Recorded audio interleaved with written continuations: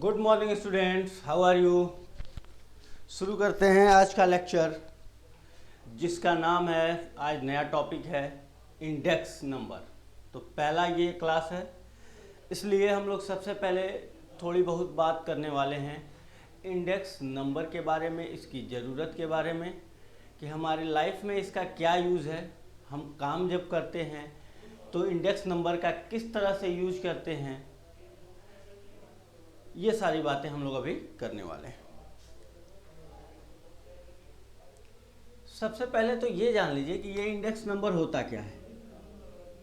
ये इंडेक्स होता क्या है, तो एक लाइन में अगर आप जानना चाहते हैं तो सर ये रेशियो होता है, ये एक रिलेटिव मीज़र होता है।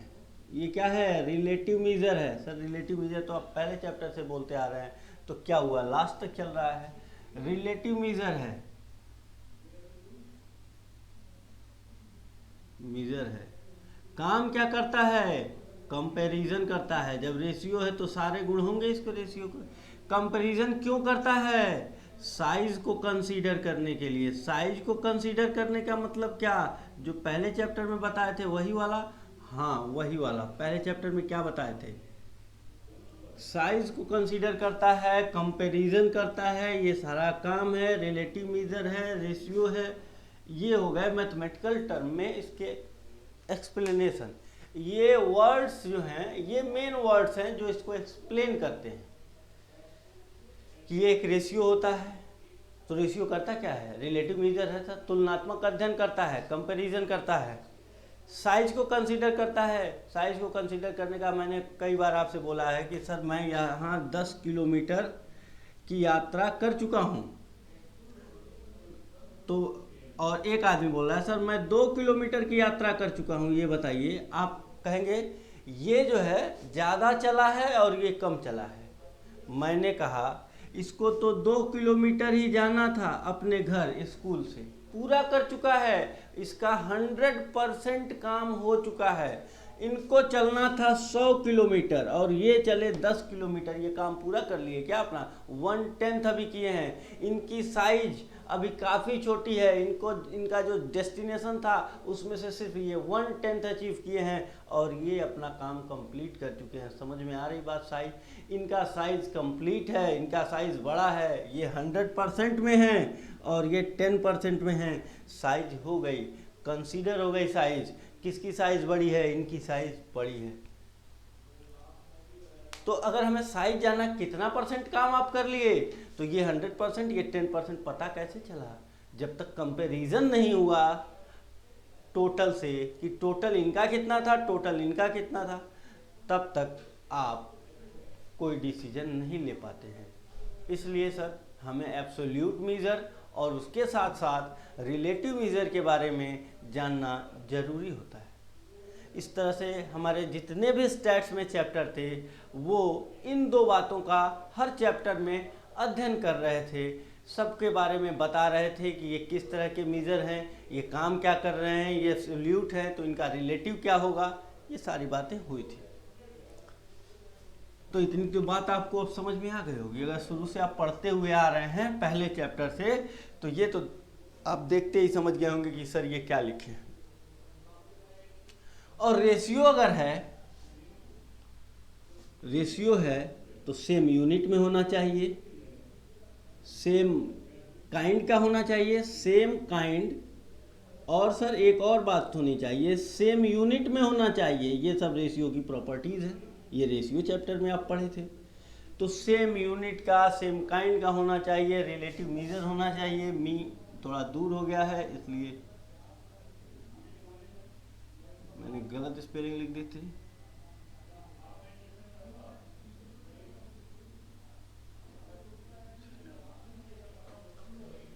इंडेक्स रेशियो होता है, सेम काइंड का मतलब दो लोगों का अगर कंपैरिजन करना होता है, रेशियो निकालना होता है, तो दो की तुलना, दो लोगों का कंपैरिजन करना है तो दोनों की सैलरी में करो। ये नहीं कि एक की सैलरी ले लो दूसरे का वेट ले लो, ऐसा नहीं कर सकते हम। तो सेम वही सारी बातें मैंने यहाँ पे लिखी हुई हैं। तो इंडेक्स नंबर तो आप समझ गए कि इन मैथमेटिकल टर्म इंडेक्स नंबर एक रेशियो है।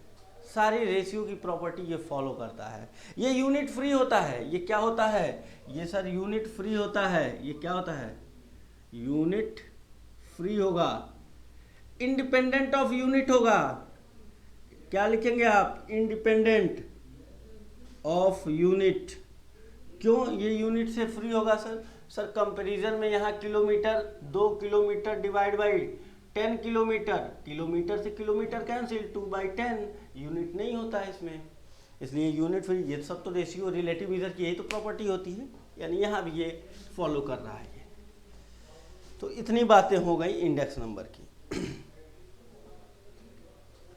अब आते हैं इसका यूज।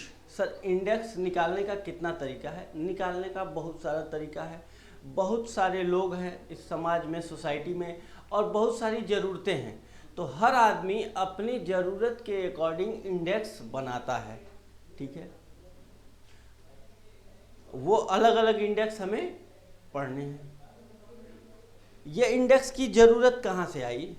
ये इंडेक्स हमारे लाइफ में क्या काम करता है, ये सारी बातें हम लोग समझते हैं। जैसे इंडेक्स का मतलब ये हो गया कि मान लीजिए किसी को हम बेस मानते हैं कि सर जिस दिन से मान लीजिए सैलरी एक्ट आया, कोई सैलरी हमें किसी को कितनी देनी है उसके लिए एक एक्ट बन गया, उस दिन मान लिया गया, जिस दिन वो बना उस दिन को बेस माना गया, हर चीज़ को उस दिन कितना मान लिया गया? 100। मान लीजिए इस दिन जितने लेबर क्लास के लोग हैं उनकी सैलरी को मान लिया गया 2000 रुपीज़ पर मंथ। अब ये बताइए, ये इंडेक्स में बहुत सारी चीज़ें होती हैं, अभी धीरे धीरे क्लियर होगा आपको। सिर्फ ये मान के चलिए 100 तो बेस था, बढ़ के कितना हो गया? 110। कितना बढ़ा सर? ये 100 से 110 10% बढ़ गया, तो ये सैलरी भी तो कितनी बढ़ जानी चाहिए? ये 10% बढ़ जानी चाहिए, क्योंकि इंडेक्स मान लीजिए ये महंगाई का है, तो महंगाई 100 से 110 हो गई। आप लोग तो बात करते होंगे, महंगाई इतनी बढ़ रही है तो उसी के अकॉर्डिंग क्या बढ़नी चाहिए? सैलरी। तो ये जो महंगाई बढ़ती है, कहते हैं आप लोग, इसी को हम बोलते हैं इंडेक्स का बढ़ना। ये इंडेक्स बढ़ रहा है, ये सैलरी 2000 से 2200 हो जानी चाहिए। जैसे ये फिर बढ़ा उसी के अकॉर्डिंग ये बढ़ जाएगा। ये सब हमारे बिहेवियर लाइफ में यूज है कि सर ये इंडेक्स अगर हम लोग निकाल लेंगे तो उससे रिलेटेड चीज़ों को उसी के अकॉर्डिंग या तो बढ़ा लेंगे या तो कम कर देंगे। समझ में आ रही है मेरी बात? अभी थोड़ी कम आ रही होगी, क्योंकि जैसे जैसे हम लोग आगे बढ़ेंगे ना कैलकुलेशन पे, तो बातें आपको ज़्यादा समझ में आएंगी। तो सर आप एक काम करिए, हमको इसके साथ साथ इंडेक्स बनवाइए और तब उसके साथ बातों को समझाइएगा तो ज़्यादा समझ में आएगा।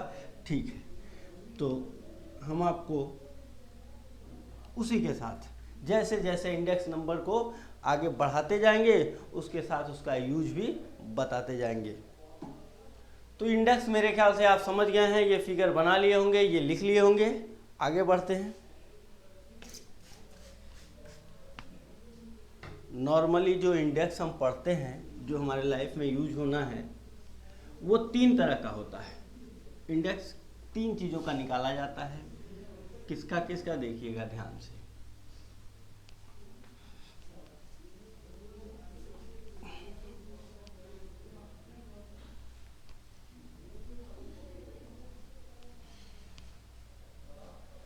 पहला हम लोग प्राइस कितनी बढ़ या घट रही है उसके लिए एक निकालते हैं, उसको कहते हैं प्राइस इंडेक्स। क्या बोलेंगे? Price index. और इसका दूसरा नाम रहेगा प्राइस रिलेटिव। क्या नाम रहेगा? प्राइस रिलेटिव ही बोलते हैं इसको। मतलब वैल्यू, जो भी प्राइस है चीज़ों का, वो कितना बढ़ रहा है या कम हो रहा है, वो प्राइस इंडेक्स बताता है। दूसरा कौन सा होगा सर? इस सोसाइटी में और कौन कौन सी चीज़ें हैं जिस पे सब कुछ डिपेंड है? तो हर जो भी सामान है, तो सामान का मतलब हो गया क्वांटिटी, और उसकी क्या होती है? Price.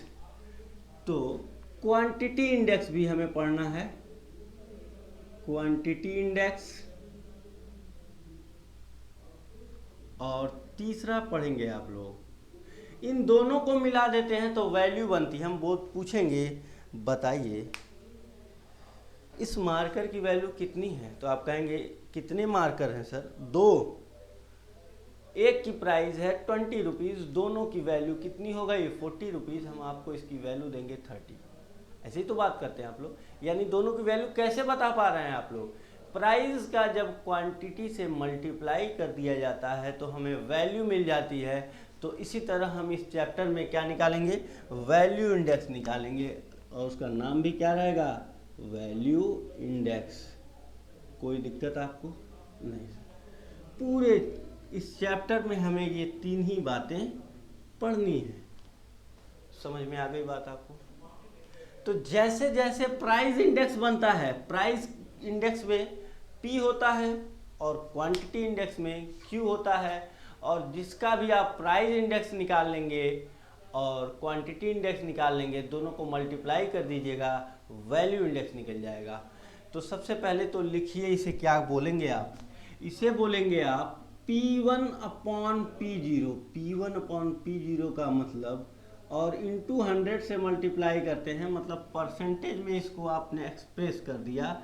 Always expressed in form of percentage. Index is always expressed in form of percentage। इसको कहेंगे आप Q1 अपॉन Q0 इंटू 100, और इसको कहेंगे आप P। इसका इंडिकेशन क्या होता है? P01। P01 भी बोलते हैं, प्राइस इंडेक्स को डिनोट करते हैं, इसको Q01, और इसको बोलते हैं V01। तो यहाँ पे आप लिखेंगे V01 equal to P01 into Q01। मतलब सर अब इन बातों को एक्सप्लेन करिए, जो जो आपने लिखा। P1 क्या है, P0 क्या है? P1 का मतलब होता है किसी भी आर्टिकल की आज की प्राइस करंट में जिस दिन हम खड़े हैं। और P0 का मतलब ये हो गया कि पहले जिस टाइम ये करंट ईयर से 2 साल, 4 साल, 5 साल, आप पहले एक उसका बेस लेते हैं। क्या करते हैं? बेस लेते हैं कि सर आज की तुलना आप 5 साल पहले के प्राइस से करके देखिए कितनी महंगाई आ गई है। आप लोग कहते हैं चीज़ें महंगी हो गई हैं, तो तुलना कैसे करते हैं? कंपैरिजन कहाँ से होता है? सर पास्ट में हम किसी एक डेटा को लेते हैं और कंपैरिजन करके बताते हैं कि महंगाई कितनी बढ़ गई। आपके घर में कुछ लोग होंगे, वो लोग ये कहते होंगे कि हमारे ज़माने में तो ये चीज़ इतने रुपए में मिल जाती थी, आज इतने रुपए में मिलती है। ऐसी बातें करते होंगे। तो आप क्या समझते हैं उसका मतलब? वो इंडेक्स बता रहे हैं, वो जानते ना हो फिर भी वो क्या कर रहे हैं? इंडेक्स बता रहे हैं कि पहले 1 रुपए में ये चीज़ मिलती थी, अब वो 10 रुपए में मिल रही है। मतलब इंडेक्स 100 का 1000 हो गया, जितना था उसका 10 गुना बढ़ गया। तो क्या हो इसमें चीज़ क्या समझ में आई? P1 मतलब आज की प्राइस, और P0 का मतलब जिस दिन से वो तुलना करना चाहते हैं उस दिन की प्राइस। ज़्यादा बूढ़े लोग हैं तो वो अपने ज़माने को ले जाते हैं 1951, और थोड़े उससे कम बूढ़े लोग हैं तो वो अपने ज़माने को बोलते हैं 1991। वो बोलेंगे कि ये मेरे ज़माने की बात है। उससे ज़्यादा बड़े, उससे और क्या करेंगे आप लोग? और आगे आएंगे तो 2000 से किसकी तुलना होती है? 2016 की। ऐसे कंपैरिजन बढ़ता रहता है। तो अपने अकॉर्डिंग, अपने सुविधा के अनुसार हर आदमी एक इंडेक्स मानता है, बनाता है, और उसके लिए अपनी ज़रूरत के हिसाब से वो बेस डिसाइड करता है कि किससे तुलना करनी है। समझ में आ रही बात? जिससे तुलना करनी होती है उसको बेस ईयर कहते हैं, और जिस साल की तुलना करनी होती है उसको करेंट ईयर बोलते हैं इंडेक्स नंबर चैप्टर में। क्लियर हुई बात? तो यहाँ पे अगर मैं लिखूं P01, इसका मतलब आप समझ गए कि P0 जो टाइम पीरियड है वो बेस ईयर है, और 1 आज का करंट ईयर है। मतलब आप पीछे का डेटा आगे की तरफ ला रहे हैं, उसकी तुलना इससे करके डेटा को कितनी इसमें इंक्रीमेंट हुई है या डिक्रीज ये हुआ है, आप ये बताना चाहते हैं।